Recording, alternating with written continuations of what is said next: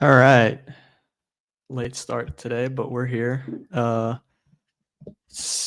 Episode 81. I honestly, I thought I didn't realize I would be the late one because it was. I saw the timer hit 0, and you still weren't on, and I was like, oh man, what the fuck? And then I realized my internet was gone, and that's why you weren't there.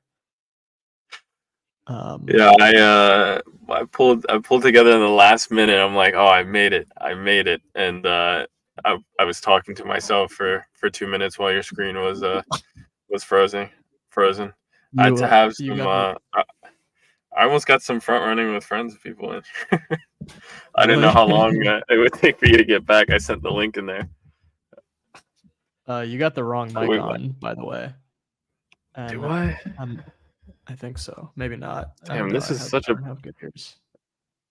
No, this is the right mic. That just means Oh, it now sounds really yeah, bad, I huh? can tell. It's you know why I don't notice is because when you go into that fucking box, like the echo is there's so much like reverb that I can't even tell the difference. I'm gonna have to get the a new cord or something. You got to get one of those little like box mics that people use in those like TikToks. Like they go up to someone on the street and they hold the thing in their But face. there's Oh, what's latency your on body count or some shit like that. But there's You latency know the on one. those. Oh, yeah, it's Bluetooth, right? It'd be delayed. Yeah. All right. My Wi-Fi just came back. I'm gonna connect because I'm on a hotspot right now. Oh, you're on hotspot. It's pretty good quality for hotspot. It's pretty good. So All right, you're I'll gonna just leave leave? it. I'm not gonna. No, I'm not gonna change it then. Leave it. I figured it might not be good. If it starts to get bad, we'll Yeah. change Let me it. know. I can switch back whenever. So you can't hear me well right now, can you? No, I can hear you. It's just like it's clear. It doesn't sound as good as it does when you were like back home and had the whole setup. How about now?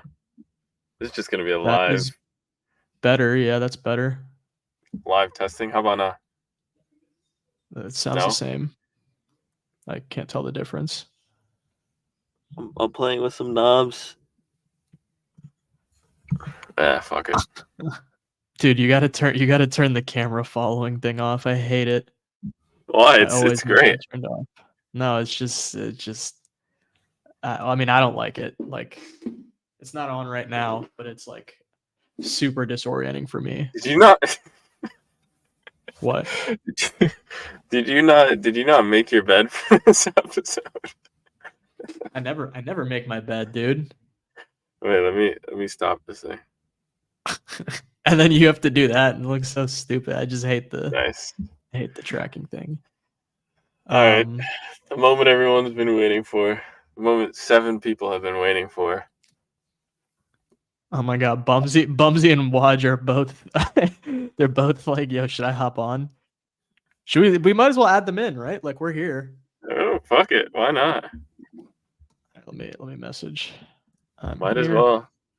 But if you wanna hop in, you guys are always While that happens, we'll dive into the story of how I lost my BitBear.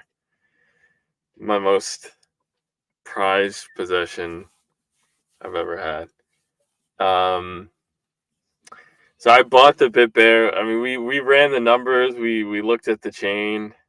I bought it in like June of 2023.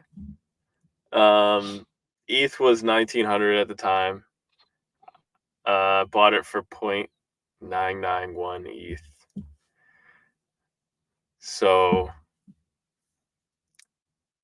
and I held it for this long amount of time, but at that time, I was still poorer than I am now. And so what I did was, as these things appreciated, I still wanted bear exposure. Because how can one sleep at night without exposure to bear chain?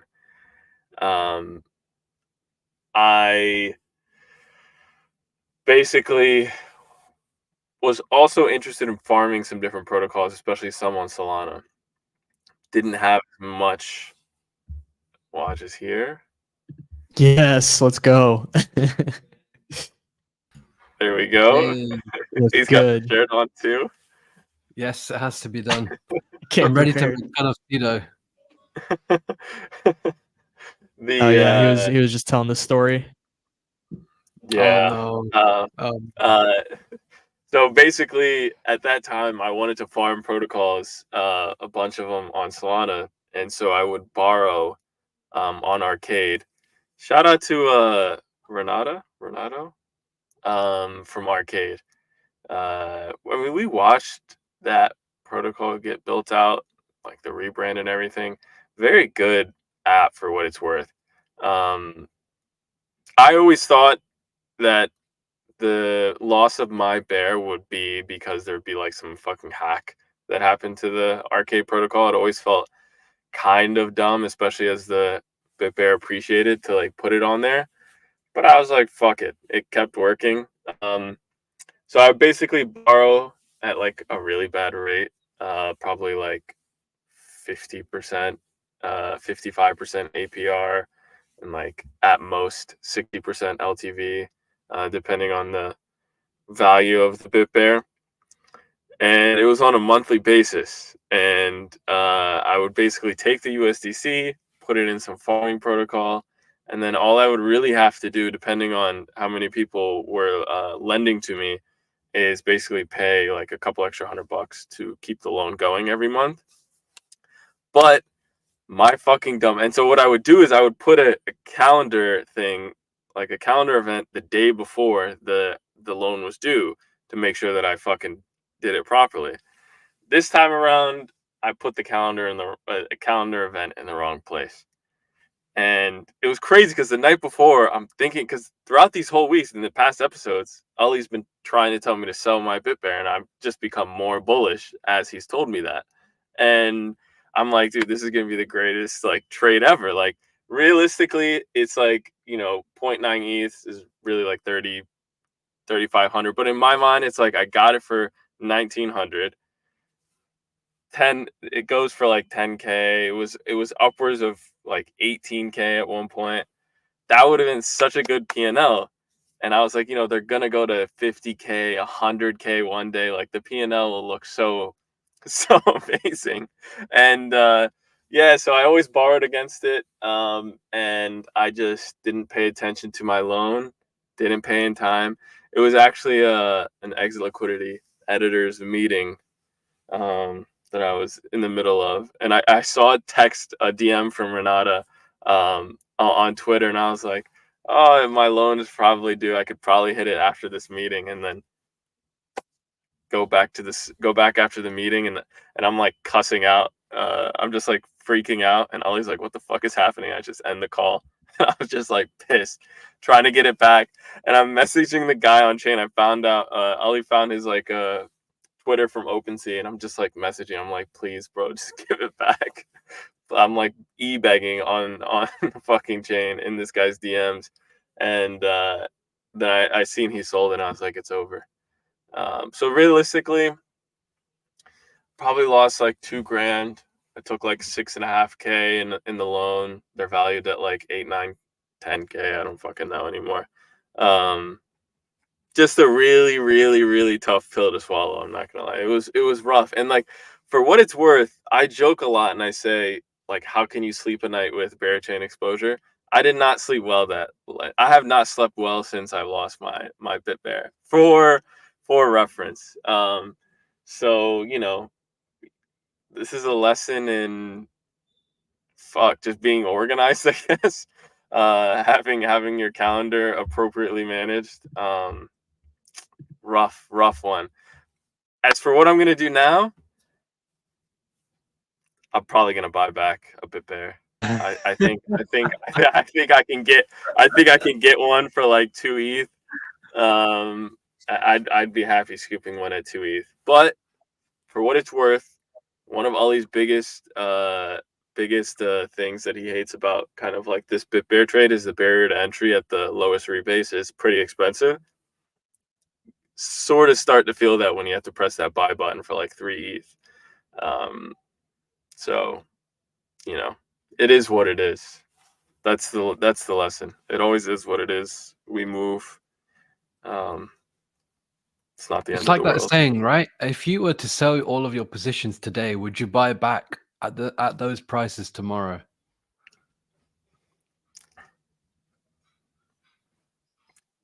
That's a fair lesson in that. I mean, no. The answer is clearly no, because I I think the didn't buy answer is it back. yeah. I would have bought it back, but I didn't buy it back. I guess in my mind, the fair valuation is 2 ETH. Man, you know, Because I wanted to because of laugh, the but delay. your story sounds so sad. I feel horrible. No, we were laughing about it all week. I mean, like the first day, I was genuinely pissed. I was like messaging Ollie. I'm like, dude, if I don't get this bit, and this was when He it was still so hadn't gotten mad. sold. Oh my god. I He was was I was so like, dude, mad about I was like, I'm quitting crypto. I was like, I'm out of here. I can't. I'm not made for this shit. Like, I have to leave. I was ridiculous, dude. unbelievably pissed. I was unbelievably pissed. But Ollie gave me some, kind words of inspiration, and Oh, you want some words of it, inspiration? it, So it, you it made did. you spent how much did you spend on it? Like $1,900 or something like that, and then you technically sold it for like $6K. How much did Yeah, you spend in 6.5K. interest on Arcade for how many loans you took out of it? Probably 1,500 or 1,000. Okay, I can't remember. so you I took that's your profit right there. yeah. I mean, Yeah, but from borrowing the stables, you may have made a few airdrops here and there. I think overall, you actually break you even. know what? That is probably true. I would definitely have not gotten the wormhole airdrop as big as I did, because I was just clipping that 6K loan in USDC on the bridge for like higher volume. So I think that contributed a lot, and I did it on like multiple wallets. So Okay, not bad. Probably made some more money. Yeah, I just feel like it was so like I don't Maybe know. the You've Sanctum. Do you remember the Maverick airdrop?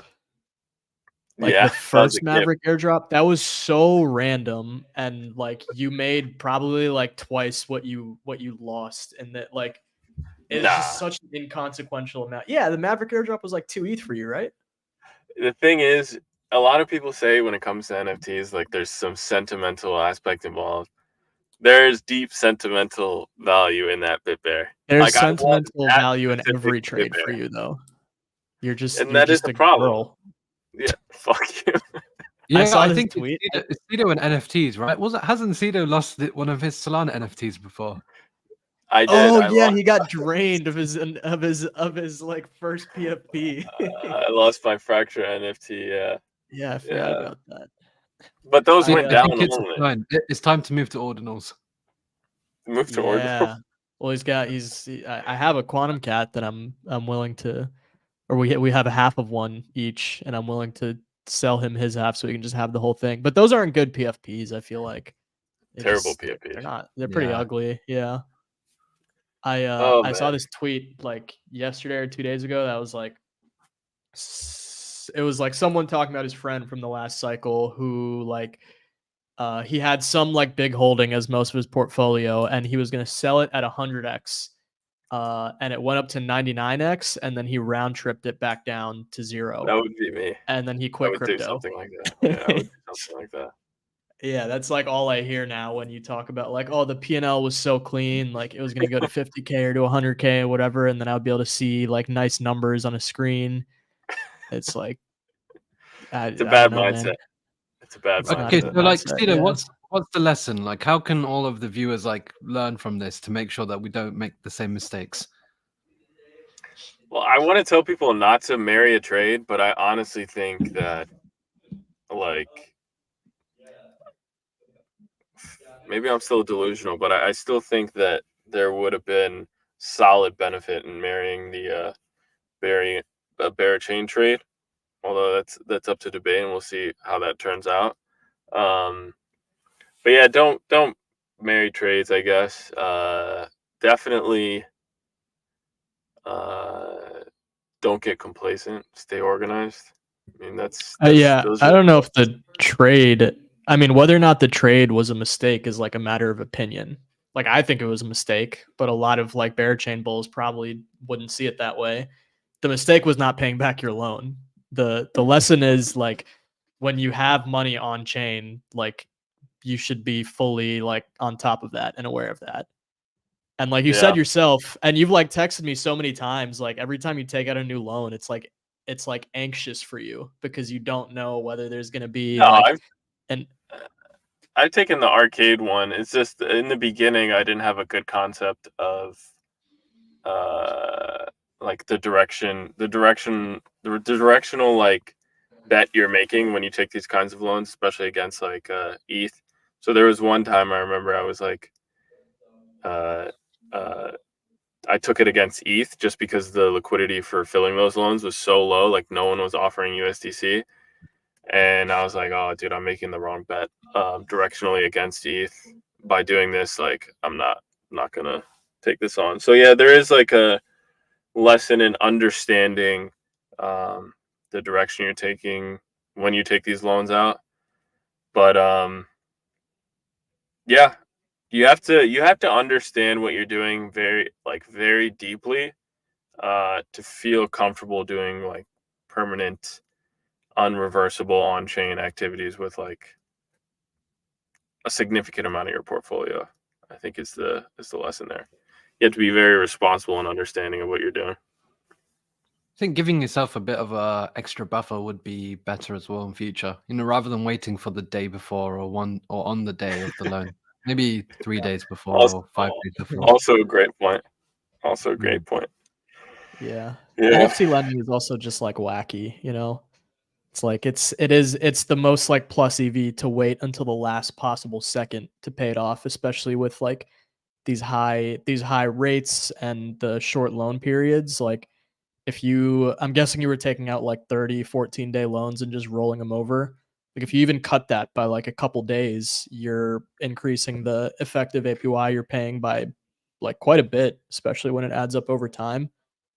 They're useful protocols, but they're not easy to use like effectively, I would say. They definitely require some work. There's one on Bitcoin actually that I was gonna try out, but it's I only have a Unisat wallet and it's not available to Unisat. I think it's Liquidium, maybe. Yeah, Liquidium. So I can borrow against my ordinals on that. Yeah, yeah. Rates are crazy, obviously, like with any NFT lending. Yeah. See what it looks like. Node Monkey's 120% for a 12-day. But the LTV is ridiculously high. Damn. You can take out a loan up to 90% against your puppet. Up to 90% LTV for a 10-day period, paying back 220% APY effectively. So like couple like $200 in interest maybe over 10 days. I mean, it's pretty attractive. That's pretty good. That's actually to lend the stables actually against them if you're making 200%. Yeah, for sure. Not stables, Bitcoin. Oh, Bitcoin. Yeah. 200% on your Bitcoin. Yeah. And you might end up with a decent ordinal at the end of it.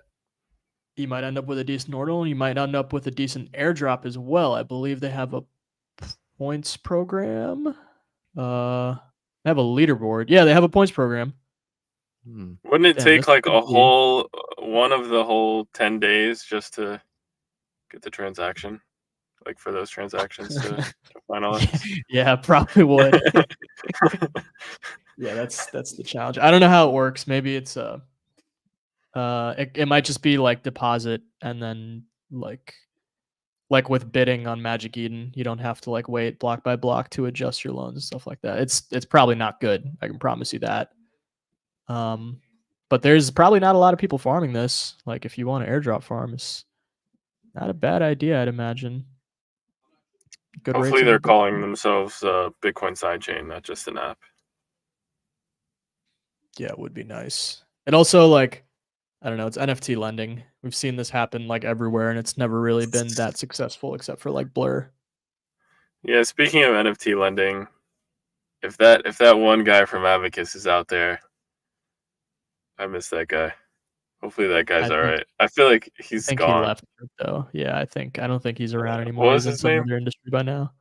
Geo? It's probably an AI. Geo. Yeah. Shout out to Geo from Abacus. Yeah, that guy was very smart. I want to talk about the Sanctum airdrop. stuff, for like the methodology for that, like what you guys think. Give us of, the high level. I haven't looked at it. So basically, 10% of the token supply is going to be airdropped, which is like a little bit low relative to what we've been seeing over the past couple months, but like it's okay. It's still decent. What sucks for most people is that only 5% of that goes to farmers, like Wonderland participants.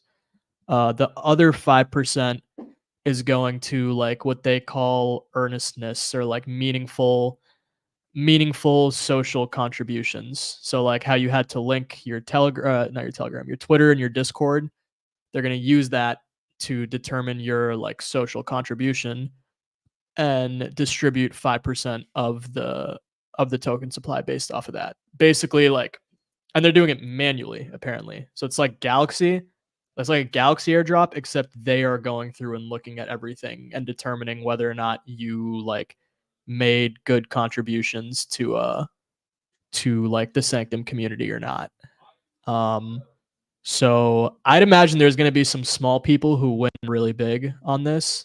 Like there's probably some accounts out there who have been super bullish on Sanctum and just wrote Wait, threads constantly, like Bull posted. What do we get for doing a podcast? That's what I know. That's what I'm wondering. What do we get for being like the first podcast they've ever done? It was the first or the second, I don't remember, but dude, we need like what? We're gonna find out. 1% of token. 1% of the token. At least 1% of the token. It's gonna be interesting. It's never been done before, and like 5% is a lot to give to social contributions, and like who knows, like how is that? Is anyone helping them? No, I think it's all internal. Maybe like Jupiter is helping them. They're working pretty closely with them on all the token stuff, but no like analytics platforms. No Nancy. Not that we know of. No, they're going to release more about the methodology over like the next couple weeks. I mean, the token launch is in about 2 weeks probably, so we'll find out over that time.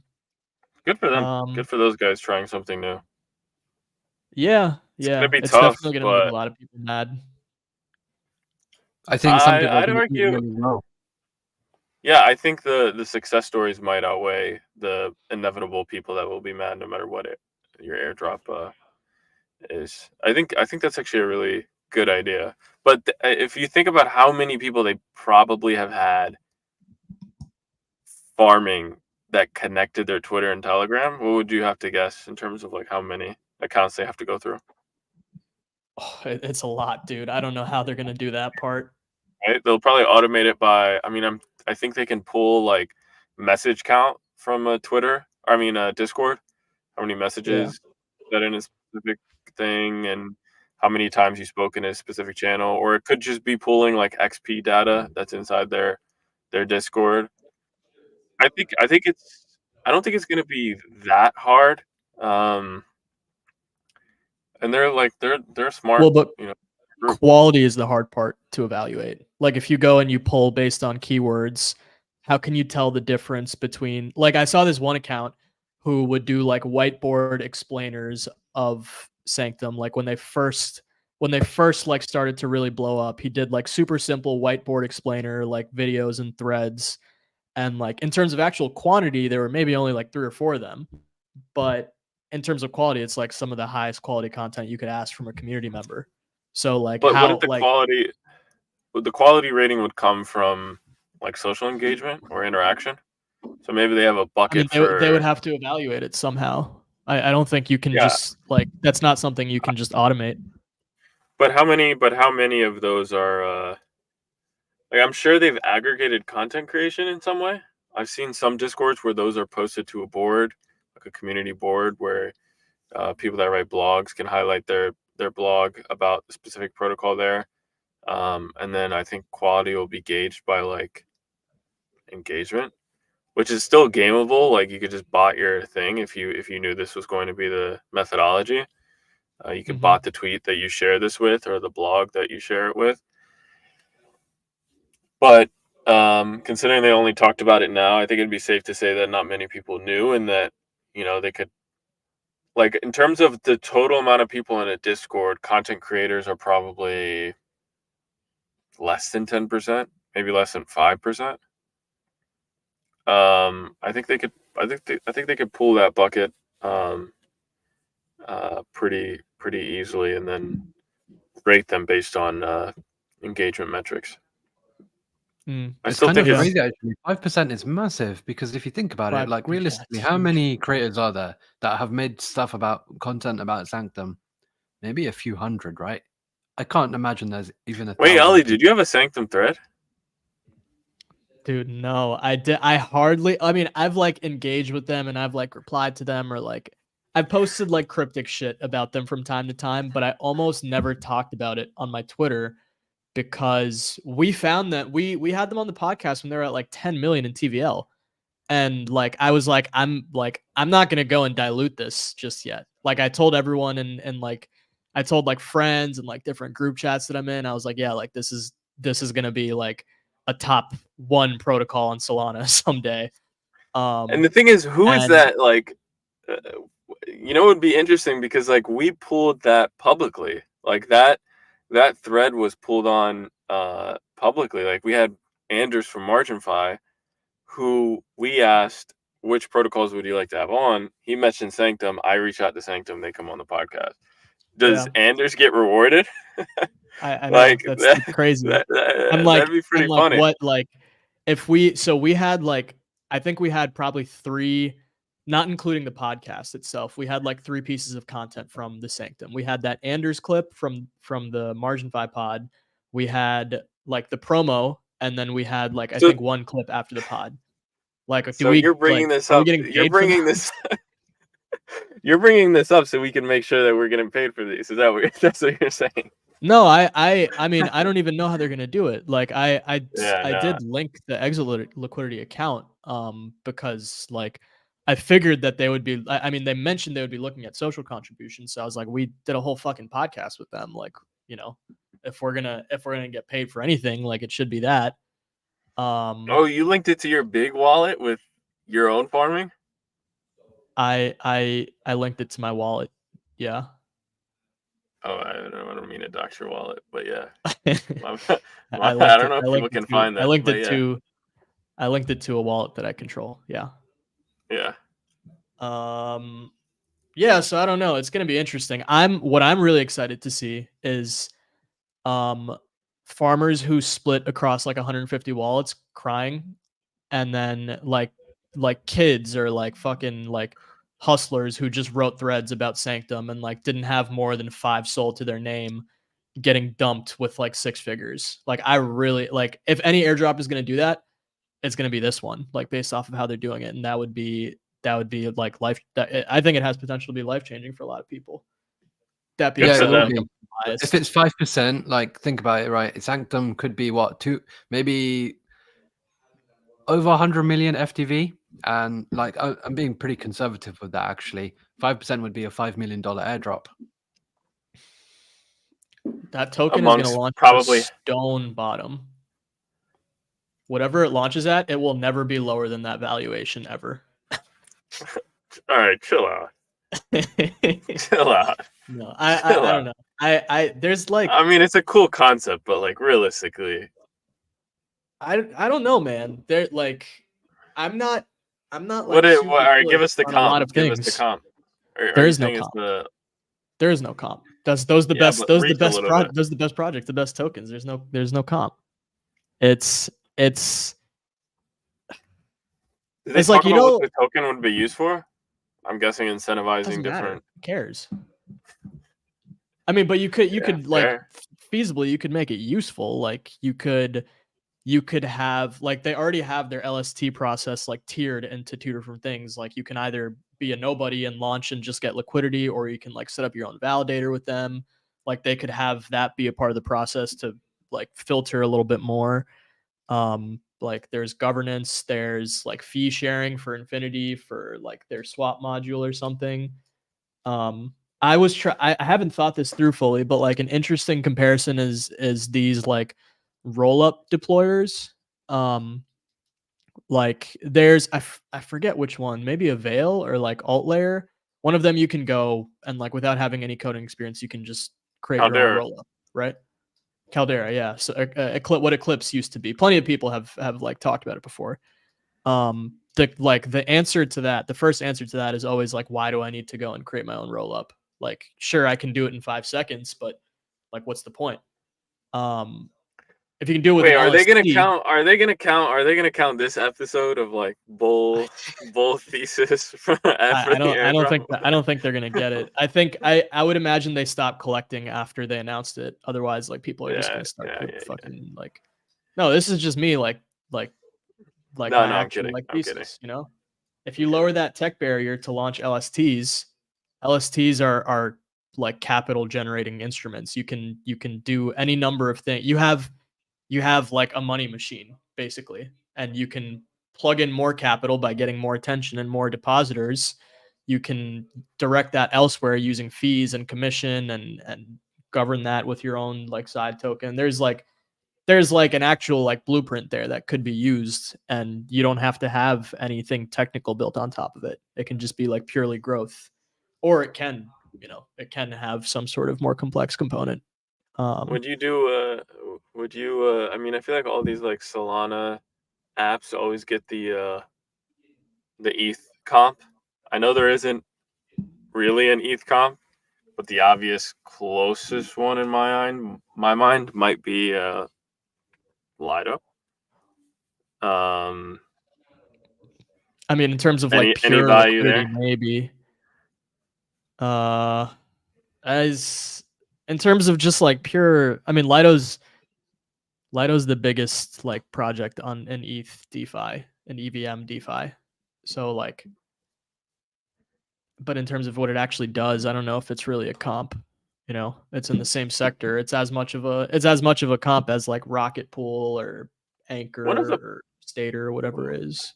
One of the problems that I remember them mentioning, or like Solana people mentioning that Sanctum would solve, is like being able to use Solana as like money in DeFi through these LSTs.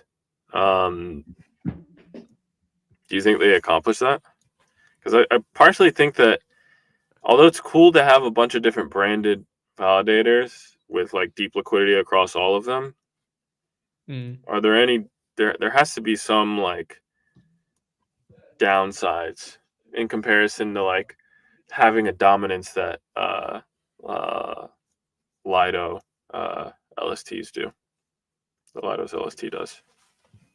Yeah, I guess like, I mean, I don't think that the costs outweigh the benefits by a long shot, but you could say that like one of the downsides is Lido is like by far the most widely accepted. Like people are very secure in putting their ETH in Lido. I would say more so than they are in putting their ETH in, or putting their Solana in CEDO Sol or Marinade or whatever. That's worth something. Like, even though it it's a slippery slope and it trends toward a problem rather than like something good. Do you think INF or Infinity can be that LST that's used in majority across DeFi for Solana, or do you think? Because I feel like there has to be one like major winner for in like the LST space for DeFi protocols to like fall in line and kind of adopt. Like, it can't be split, because if it's split, then the goal is like never accomplished. Versus like if there is one clear winner and trust is put into one clear large LST, it's just like a it's just like a, I don't even want to say flywheel, but it is like a flywheel of like that trust creates more dominance in that LST. Do you think they're going to start like positioning INF as that? I mean, this is just semantics at this point, but yeah, I mean, I hope that problem is like somewhat solved for the Solana guys, because all the Solana guys have, like, Anders talked about it. There's talks with like other protocols that you can see on YouTube where that's like discussed as like a major problem for Solana's development as a whole. And yeah, I'm hoping that the Sanctum guys are the ones that solve it, I guess. Well, I was just having a quick look at the LSTs, and it looks like Jito's got a TVL of around 1.7 billion. Marinade 1.2 billion, and Wow. Sanctum is 900 million. Like, I guess ultimately they're all too small right now. So like once one crosses like 5 or 10 billion, then maybe we can talk about which one is going to win. But I think at the moment all of them are a bit too small, especially if you compare that to the actual market cap of Soul. Seems pretty small right now. Yeah. Infinity also, like the Sanctum TVL, I don't know how they calculate it, but like Infinity isn't a LST necessarily. I mean, it you know, it It, like, looks props like up one, the rest of obviously. them. It's a basket basically. Yeah. It's like a balanced basket of all the rest of them. So like in theory, it could be the one biggest one, but under the hood, it's not really, because it's not like Isn't there are MarginFi's Infinity validators. MarginFi's and GEDO's are, I want to say MarginFi's is built with, or in like as a part of the INF basket, right? Or could I be wrong? I don't know. I don't think so. Margin 5, their LST came out like before I knew about Sanctum, so I'm not sure. But like But they, Jupiter, Drift, Blaze, they're all Sanctum LSTs. Marinade and Jito aren't, but I mean they weren't built with it, but like they have, like, the whole idea of Sanctum is that you can still tap into their liquidity because you don't like unstake fully on Solana. You get a stake account which you can then like move from Jito to Marinade or whatever, and that way they can be like interoperable in terms of their liquidity without actually needing to unstake or do anything fancy under the hood. yeah. Are you Could still build bullish good. on MarginFi? I really hope not. I'm so sick of those guys, dude. I'm so I'm sick of bullish those guys. I'm bullish vibes wise, but I'm not bullish like I don't have any money in the protocol anymore. I haven't for a while. Did you see the new? Oh, you did. You sent it to me. The leverage trading meme Yeah. coins thing. Leverage trading. I don't know if you saw this, Waj, but Margin announced that you'd be able to leverage trade new meme coins on their platform, as if like 12 other protocols haven't promised that in the past and then failed to deliver on it. Ali's And it's really like, angry about this. I'm sure if you go and ask them about it, because this is what MarginFi always does. Like they release some new product or they announce some new product without actually giving information as to how it works. And then you go and like ask questions about it, and they're just on this like fucking high horse of like, oh, like you'll see. Like they won't explain it. But like, oh, just wait. Like you'll see when it comes out. And then we'll let the product speak for itself. And then it's never anything special or never anything that isn't replaceable. So like I'm just over it, dude. Like I'm not even like upset about the token or anything like that. Like that sucked. It's not like I lost money on that. I got good use out of MarginFi as a money market, let Wait, alone did like, they drop the token? of course they didn't drop the token, dude. Oh, That they place is a didn't. wreck. Okay, I thought you were talking about it like they did, and I'm like, what the fuck? No, they didn't. I don't know. I'm just over it. Like I don't see a reason for them to have my attention anymore. Like no matter what they announce. Would you I trade meme don't. coins with more X leverage or a certain amount of leverage? There's Wait, so what? many places where you can do that, and like it's way better. You can just use a perp stacks, and if you want to trade with, you can trade with. No, I think they're talking about like a lot smaller liquidity meme coins. They It's my can't assumption. do it. They can't do it. I won't believe it until I see it. They can't just say they're gonna do something without actually explaining it or doing it. There's a reason why people can't Sometimes like it's nice leverage to trade believe. pump fund coins. I'm not I convinced mean, I that people guess want to lend out. I'm not convinced people want to lend out their meme coins. no one wants to be the counterparty for that.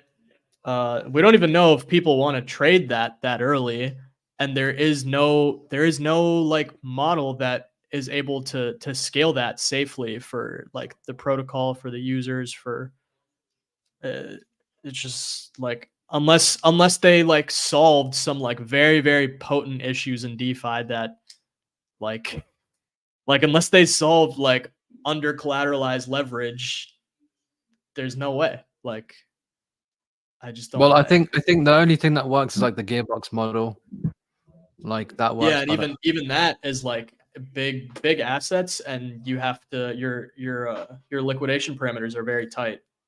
Like it works. It's a good product if you like want to safely use leverage on like ETH and Bitcoin and stuff like that. But you could never use it on meme coins. I mean, what would be interesting to see is like, are any of the lending markets offering markets for WIF? And you can see if people actually use that. I haven't actually looked into that myself. Yeah, I mean, WIF, I'm sure there's plenty of people because like I'm sure for WIF there's plenty of demand to lever up on it, to lend it for interest, to borrow it. Like I don't think you can say the same for these like sub 5 million market cap coins. Yeah, Rollbit is usually they recently launched like Popcat. I wonder how many people are trading that with leverage there, because that's as degenerate as it can get. What, like 1,000x leverage? I mean, from a protocol perspective, these teams list these assets because in any given, like for the ones that outside of the ones that establish themselves, like WIF or Bonk or Doge or whatever, they list them because there's like maybe like 10 to 20 days a year where they outperform every other asset in terms of volatility. So like if you can have it listed and get the fees from that like 5 to 10% of the year, like that's a winning product for you. It doesn't mean that there's people trading it right now. It just means that when the time comes, when some volatility comes, like things just get fucking weird. Yeah, I'm not sure. I think aside from it probably not being able to work, which I can agree with, I do think you're underestimating the demand for something as degenerate as that. There probably is demand. Like there and all the products that have worked, they haven't worked for like the really small assets, but the liquidity has just been so bad that we didn't even get to see what the demand looks like. Like I don't want to like, talk bad about any teams necessarily because I think they're doing good work. But like if you go to like DopeX or like Strike now, and if you like watch those caps like day to day, week to week, all of the smaller assets hardly have any liquidity. Like like right now, Boop has 70K in available liquidity. Like what can you offer with that really? That's not a scalable product. Even with their ETH, they have 1.5 million because that model is just really tough to scale. What if they specifically targeted? Well, it's an impossible thing to do, but like if those days that you mentioned out of the year are like 5 to 10%, let's just say it's like a month or like 2 or yeah, just say it's a month. If you could have a product that offers that leverage within that demand time period, then maybe that's a good product. And maybe it's not like a product that stays on the platform forever. Maybe a feature of the platform is the same way attention rotates, access to leverage rotates. I don't know. I just think there is like it's going to be a very high demand for leverage on meme coins. So, and I'd rather people build it and it break than nobody build it at all. Yeah, that's fair. I don't want to like. I still want these things to be built and tried. I'm just sick of MarginFi. Like you spend 3 months teasing an LST because it's so amazing and special, and then it's just an LST. You do the same with a yield-bearing stable, and it's just a stable. You spend a year and a half letting users farm your points, and it's just like when you really look back at all these things they've teased, all these things that they've quite honestly done a great job of promoting. When you really look back and see where they're at right now, like you can't name a single thing that isn't replaceable. What's the TVL there? I think the I replaceable don't know. It's example probably is. high. I think the replaceable example is a bit of a bad In way to terms of phrase straight up it. utility, it's I mean, Yeah, but it's a like money there's market, dude. forks. There's forks, Ollie. Like It's a money everyone's forking market. everything. Being replaceable is not like. I get what you mean because they talk about it like it's not, but saying that you're making something replaceable in environment of like open source products that get forked all the time, just doesn't sound right. That's true. The same goes for all the other forks too. Yeah, but so nothing is everything is forkable. No, not nothing. Just like Nothing is unique. 95%. Not everything, just like 95% of crypto. All right, give me like app specific that is unique and not replaceable. Sanctum.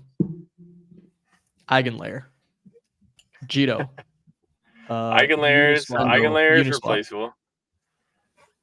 Eigenlayer. The thing is when you capital matters, but only if you combine it with like robustness. And margin maybe has capital, but they don't have any level of robustness yet. So like if Eigenlayer didn't have capital, then yeah, maybe they'd be replaceable. But because they have both. On a longer time horizon, all of those are replaceable. On a longer time horizon, everything. On a longer time horizon, Ethereum is replaceable. Well, not that long of a time horizon. But like I just have no idea if like something like a Sanctum has like open source. Anyway, this is a dumb conversation. I'm obviously not totally right, but you get my point. Teams all the way down. Like we talk about products as if it matters, but it's really just teams. And like the Margin 5 team has done more than enough to like lose trust at this point. Product aside. I'd say that is one lesson I learned in this cycle. Teams are a very big part of the success of a protocol. It seems obvious, but I never really looked at it that way. But yeah, teams are a huge. It's all of it, really. Like it's the whole thing, you know. And you could feel it when you do a podcast with these people, man. Like, yeah, I knew we knew after that convo with the Sanctum guys. I mean, I'm not gonna say we knew, but like, we sort of fucking knew. Yeah, I think I did make a thread about it after that podcast. Actually, hopefully, I get some tokens for that. But I searched Sanctum and I couldn't find it, so I don't know. But did you have to? But yeah, no. Did you have to link your own Twitter or Exit Liquidity's Twitter?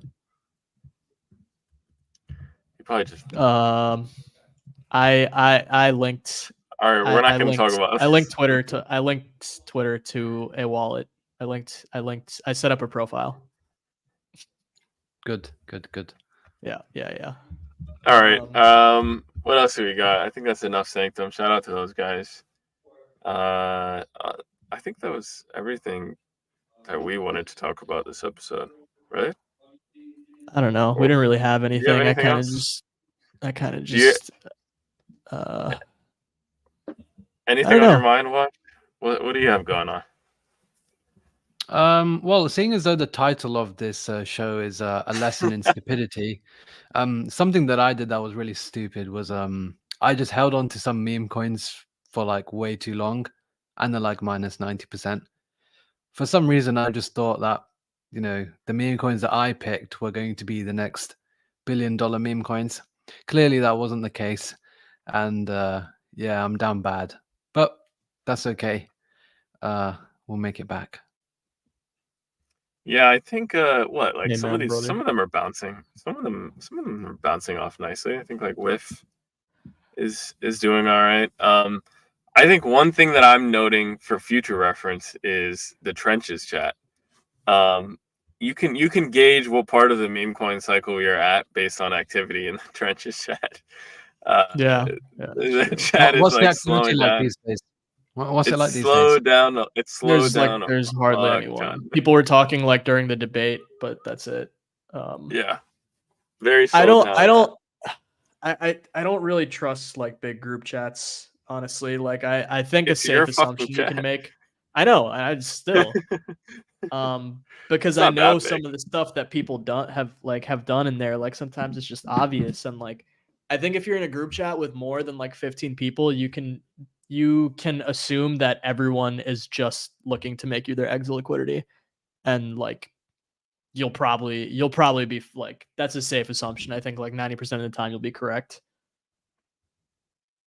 Yeah. It's I don't know. I'm staying away from. I like when I sold all my Sol, I allocated like maybe 10% of it, no less than that, like 5% of it to a couple of meme coins, and that was like Bowden, which is down like 75% since I bought Oh, it. fuck. USA, which is down like 50% maybe, and was that it? I think maybe that was it.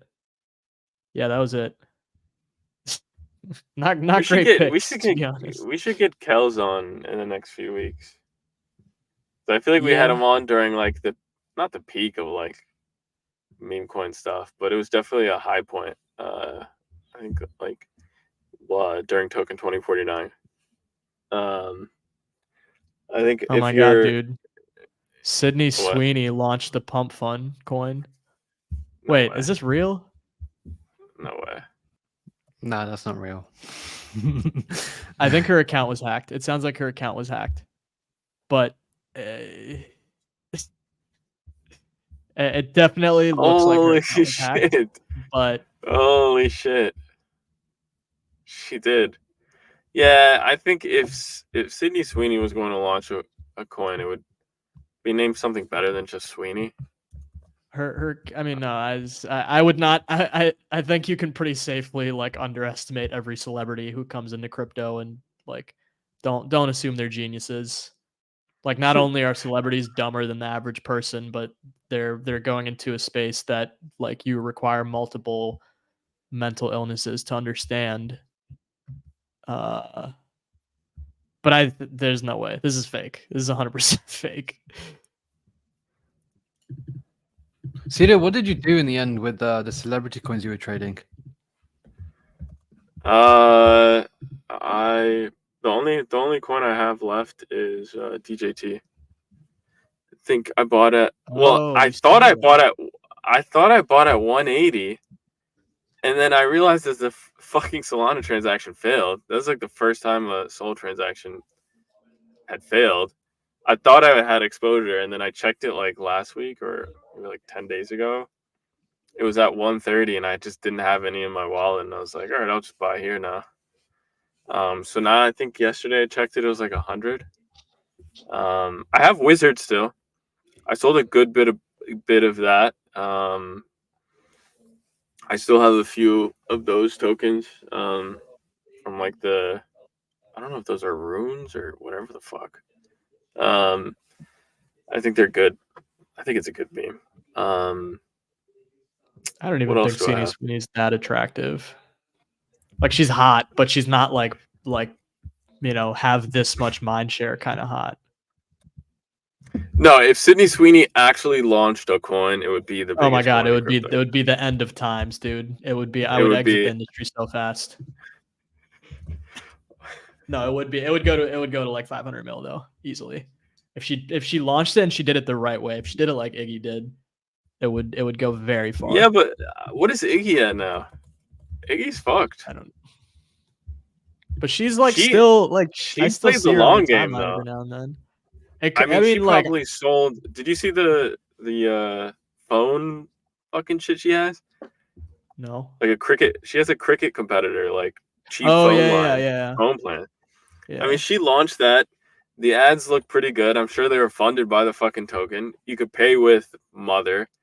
Like I think Dude, her I think it was entire a Twitter long feed is game. just mother chilling. I think she's still playing the long game. Like this might be a good buy. Yeah, it's only Oh shit. 80% down from all-time high. That's like not that bad. It can compared only to, go like 20% look at lower. Bowden. No, I think have people not been actually touching none genuinely of her like her. stuff. I like her I think personally. I think she's yeah, positive. people really liked her from that first phase. That's why I thought it was good. I just think right now you're betting on whether or not she has something up her sleeve, or the people behind her have something You up could. their I sleeve. feel like you could make the argument that like consistency could just win out too. Like she's just like she's putting in the work. Yeah. We'll see. I'm just waiting for Barron Trump to come out with this DJT shit.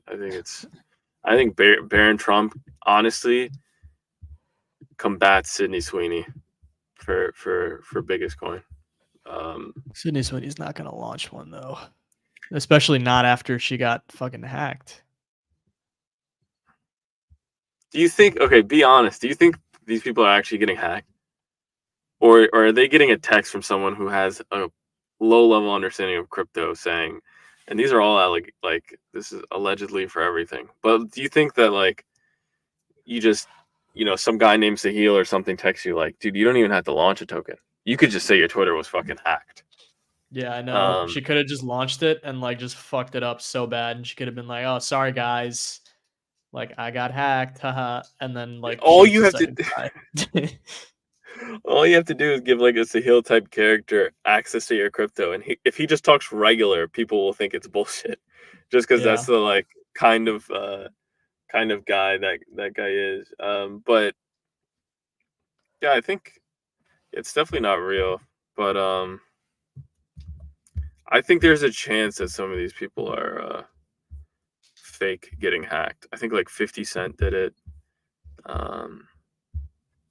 Yeah. Yeah, I don't All know. right. I'm over the meme coin stuff for now. I hope it takes a back seat so I can just chill. Do you think that was do you think that was peak Ansem hate? Or do you think there's more coming for him? No, Like, because I think that's a sign for. I think Ansem has like I think Ansem has his own personal little like Black Swan event at some point during the the bull or the crash or whatever. I mean, I don't know. I don't know. I don't want to go that far. Like, I don't think he's a bad person. Like, it doesn't look that way from everything I've seen.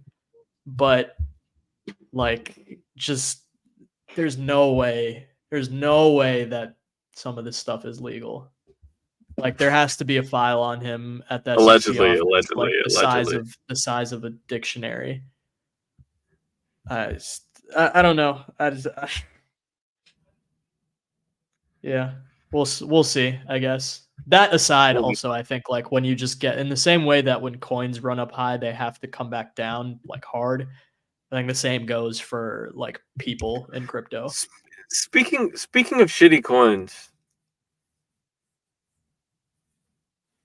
any thoughts on Rollbit? I'm not gonna say I was thinking about it deeply, but I was thinking about it sort of deeply. Maybe I'm just a sheep, but is that 8 cents? Guys, I have to head off. Thanks for having me. Yeah, even though I joined a bit late, but yeah, we'll do it again sometime. That's okay. Appreciate you hopping on, man. It, anytime. So let me go. Go into action here. I'm not. I don't think I would buy Rollbit, to be honest. You want to do calls? You want to do calls? Yeah, I'm. I mean, you pretty much made a cloud call. Yeah, I'm gonna ape that pre-sale pretty hard. What do you need to do that? Huh? Oh, it has a vest. Buy it. Yeah, they have like a new launch mechanism, or like everything they're doing is novel. Like I don't know how you can be bearish on that, but the way they're launching or they're doing their like public sale or pre-sale is there's like some period, maybe like a week or a couple days or something, where people can come and deposit funds, and it's essentially a bonding curve that starts at like I think like 30 mil or 40 mil FDV, whatever their seed round valuation was. And people can come in and deposit and drive up the value of the bonding curve. So like if 1 million people or something, a million SOL or something comes in and deposits and the value gets driven up to like 100 mil FDV, then they would average out the liquidity between 40 mil and 100 mil. So it would land somewhere around like 60, 50 mil, that would be the valuation you get your tokens at, but it would be vested for 6 months. 6 months is not bad at all. 6 months is a lot. Wait, but you're getting it at seed valuation, no? No, it depends on how many people enter. It starts at seed valuation. It's an average between the seed valuation and the ending valuation based on how much capital comes in. You should read the post he did on it. It's quite good. But there was like one diagram that I think FP drew, which explained it pretty well. Yeah, so is there gonna be like a strategy to it? Sort of like LVP is just like waiting for the strategy.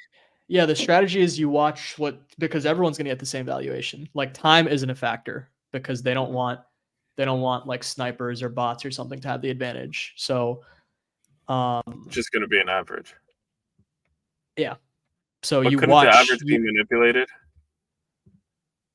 I don't think if you exit, can you enter? Okay, you can't exit. You can only. I don't think so. Okay. Oh wait, no, they haven't decided the cliff yet. It's they've mentioned stuff like 2-month cliff, 6-month vest, or 1-month cliff, 3-month vest. It's important that the maximum lockup period is less than 12 months. I want the buyers to fully unlock before the team and the VCs, not the other way around. Damn. The vault will be capped at 10 million. So the maximum price any vault buyer will pay is 180 mil FDV. And then the LFG curve, like the actual launch bonding curve, is capped at 500 mil FDV. So that's like the proper like launch where you get it fully liquid. If you enter the vault, you get a 50% discount, but are locked for more or less 6 months. So the play is to watch the vault, and if it's at a good enough valuation to the point where it would be worth stomaching the vest, then I would ape that pretty hard. Otherwise, if it's too crowded, if it's like above 100, 120, 150, then probably just wait for the jupe for like the launch pad and buy it there so you can have it fully liquid, or split it between the two. That's not a bad idea also. Like do a big chunk in the anyone can enter in the jupe one, or is it only jupe token holders? Anyone can enter in both of them, I'm pretty sure. I don't know how Jupiter launch pads work, to be honest, but yeah, I don't know. But yeah, the play might be to like ape most of your size into the locked period, and then ape a small amount into the unlocked period, so that you can have some exposure you can play around with.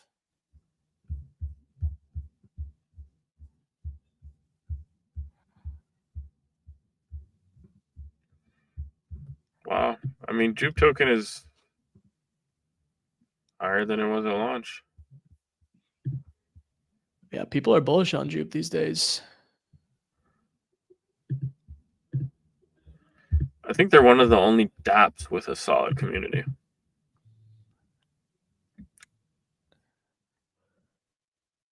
Oh shit, yeah. They do some, they honestly, like, I haven't paid too much attention, but for what I know, they do some cool shit in their DAO. They just literally like an hour ago, there's a tweet that went out that said they plan to distribute roughly 60 million in staking rewards to those who voted on DAO proposals in the last 3 months.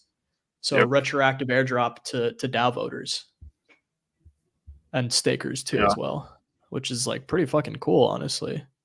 I'd be very happy if I was a Jupe community member.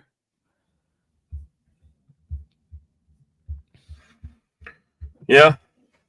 Good luck to the Sanctum guys. I think I'll probably just play the pool and eat the lock. I don't. Because my biggest worry would be how fast $10 million can fucking move into a pool when you're on Solana. Because if you're betting on watching a vault, like, I don't think that's a good bet. Because the only way it goes bad is if, like, the only way it goes very good for you is if you believe that everyone is just going to sit and wait. if everyone people will collectively sit and wait. sits and wait, I think if everyone collectively sits and waits, they can.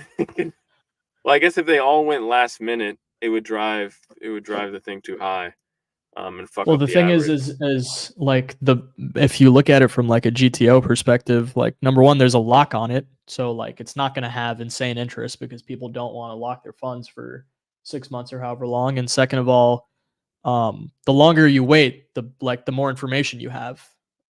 If you're the first one to deposit, you have no idea what price you're paying for those tokens. Versus Yeah, if you're but the last person, you know exactly what price you're getting. But you still exit before anyone that got in at a lower price. No, everyone gets the same price in the same vest who deposits in the vault. Yeah, but the downside of being in the vault would be if team and investors were able to exit at a lower or No, they with said the vest will be shorter lower than the valuation. team and investors. Yeah, so there's no downsides to being in at the vault. I think obviously if Well, if you like think it could be less you're than losing. 180 mil 6 months from now, then that's the downside.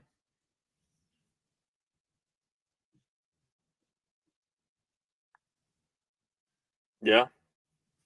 And then the guys that get it at above 180 get to mess around. Yep. Have liquid basically. tokens. And Yep. you're just watching. Yep. Or like, I don't know, even if it like just being locked sucks. Like that's the whole thing. You just have to deal with that. But I'm definitely gonna buy some at in the vault. I just Yeah, don't know how much yet. I think so. I think it's a good play to buy a little bit more. 6 months from now. I mean, there won't be. How long did it take them to get this kind of like traction, TVL, partner protocols, like sophisticated reliability? I think I'll probably ape the vault. I think you're right. Definitely splitting between the two is worth it, but it's depending. It's really you're determining if you're going to go 25-75 between vault and launch pool, or 50-50 or 75-25.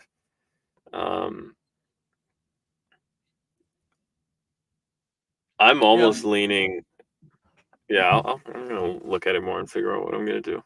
But It's a that'll be fun. no-brainer. I mean, this is a protocol that they ended their points program and they lost like 25% of their TVL, and they've already recovered like most of that. Like, One of these days, it's very clearly long term. one of these days, like I'm just gonna have like just a pile of money that I only trade with if like I like the people, I like the protocol thing works. Like if I get that from a podcast guest, then I'm gonna like trade based off of that. Just purely vibes. And if the vibes shift, like margin buy. Like if the vibes shift, then you're just out. Like it's solely off of vibes. I'm gonna start that one day. All right, one day here. Episode 81. We're at 81. Is that the real number? Or you just guys? I believe so. I would have to check, Nice. but I'm pretty sure it's 81. Dude, what are we doing? We could do something for episode 100. That's 20 weeks from now. Is that gonna line up with DEF CON? Maybe. Probably have my math wrong. Might. I can't do that math in my head. 20 weeks from today is November 19th. Oh, yeah, we have to do an event. We have to do an event. It's the 100th episode. Dude, could you imagine? But we're gonna be a little bit behind. We'll have to double up some weeks to hit 100 in that week, because like we're taking next week off for ECC. There might be another week that we end up taking off. We have to plan like ahead to make sure we're hitting 100. Dude, we can do 1 week where we do 3 in a fucking row if we have to. Yeah, we're gonna hit 100 in Thailand. No, we have to do 100 in Thailand. We'll figure it out. All right, that'd be cool. Episode 81. All right. See you guys. Peace.